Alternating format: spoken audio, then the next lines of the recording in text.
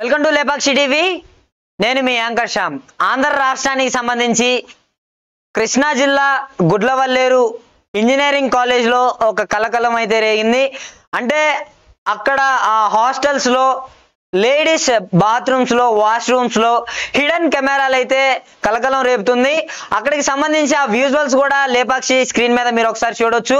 We want justice అంటూ students అక్కడికి protest చేయడం మొదలు పెట్టారు. అక్కడ స్టూడెంట్స్ అంతా కూడా అక్కడికి స్టూడెంట్స్ కి సపోర్ట్ ఇచ్చుకుంటూ విద్యా సంఘాలు కూడా అక్కడికైతే వచ్చాయి. స్టూడెంట్స్ సపోర్టర్స్ కూడా అక్కడ సపోర్ట్ ఇవ్వడం జరుగుతుంది. మరి ఈ ఘటనలు ఎలా జరిగాయి ఏంటి అనేసి అక్కడి స్టూడెంట్స్ ని అడిగితే ఒక అమ్మాయి ద్వారా ఈ ఘటనలు అనేవి జరిగాయి. ఒక అమ్మాయి హిడెన్ కెమెరాలు బాత్రూమ్స్ లో ఫిక్స్ చేసిందనే చెప్తున్నారు.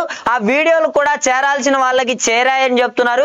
మరి దీనిపైన ఏపీ గవర్నమెంట్ ఇప్పుడున్న చంద్రబాబు నాయుడు గారు కూడా దీనిపైన సీరియస్ అవడం జరిగింది. అక్కడికి మంత్రి కొల్లు రవీంద్ర గారిని పంపించడం జరిగింది. ఆయన కూడా స్టూడెంట్స్ తో మాట్లాడాడు. ఆయన మాట్లాడిన తర్వాత ఈ ఘటన వెనక ఎవరైతే ఉన్నారో వారికి శిక్ష పడేలా చేస్తామనేసి ఆయన స్టూడెంట్స్ కి భరోసా ఇవ్వడం జరిగింది. అంతేకాకుండా అక్కడ జిల్లా కలెక్టర్ కూడా రావడం జరిగింది. ప్రొటెస్టర్స్ అయితే కాలేజ్ ముందు అక్కడైతే ప్రొటెస్ట్ చేయడం జరుగుతుంది. చాలా అంటే చాలా మంది ఉన్నారు. మీరు స్క్రీన్ పైన విజువల్స్ కూడా చూడొచ్చు.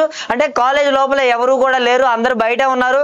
ఇక వీళ్ళకైతే ఎప్పుడు కూడా వీళ్ళకి లీవ్ అనేది ఇవ్వలేదంట. కాకపోతే ఫస్ట్ టైం వీళ్ళకి ఆన్లైన్ క్లాసులు కూడా పెట్టడం జరుగుతుంది అనేసి స్టూడెంట్స్ వాళ్ళ భావాలను వ్యక్తం చేయడం జరుగుతుంది. మరి ఆంధ్ర రాష్ట్రానికి సంబంధించి అసలు ఏం జరుగుతుంది, అసలుకి ఇలాంటి ఘటనలు జరుగుతున్నా కూడా హోంమంత్రి గారు దీనిపైన ఎందుకని స్పందించట్లేదు? ఇలాంటి ఘటనలు చాలానే జరిగాయి. ఫుడ్ పాయిజన్లు జరుగుతున్నాయి. ఇన్స్టిట్యూట్ లో కూడా ఇలాంటిదే జరిగింది. గురుకుల పాఠశాలలో స్టూడెంట్స్ దగ్గర కూడా ఇలానే జరిగింది. ఇన్ని ఘటనలు జరుగుతున్నా కూడా గవర్నమెంట్ ఇంకా ఎందుకని చర్యలు తీసుకోవట్లేదు? ఆ విజువల్స్ కూడా మీరు ఒకసారి చూడొచ్చు.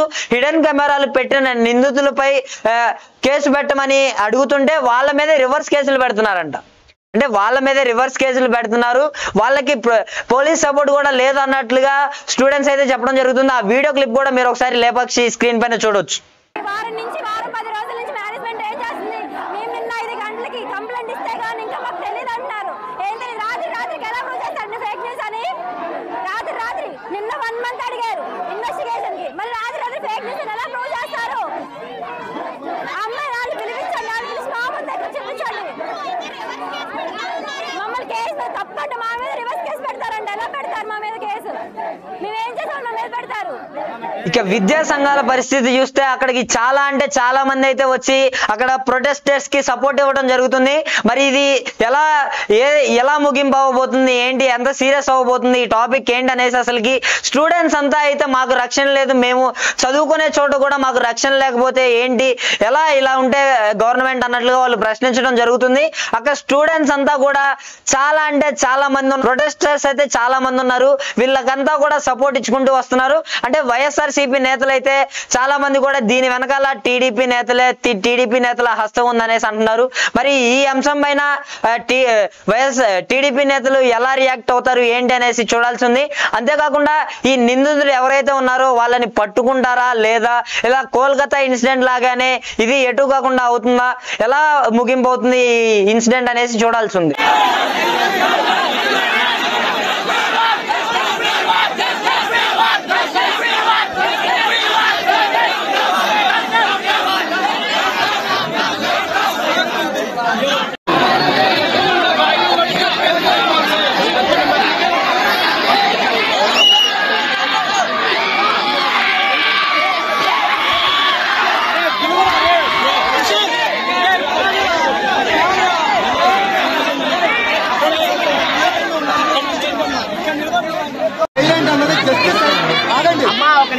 జస్టిస్ అనేది సైలెన్స్ తో రాదు.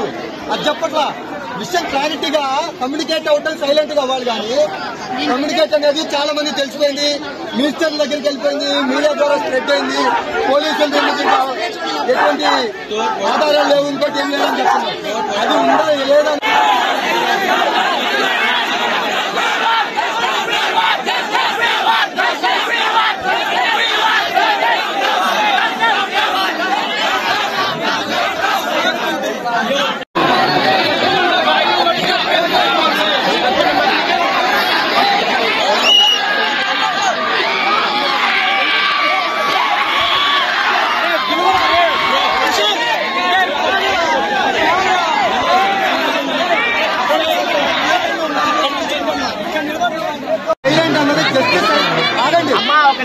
జస్టిస్ అనేది సైలెన్స్ తో రాదు, అది చెప్పట్లా.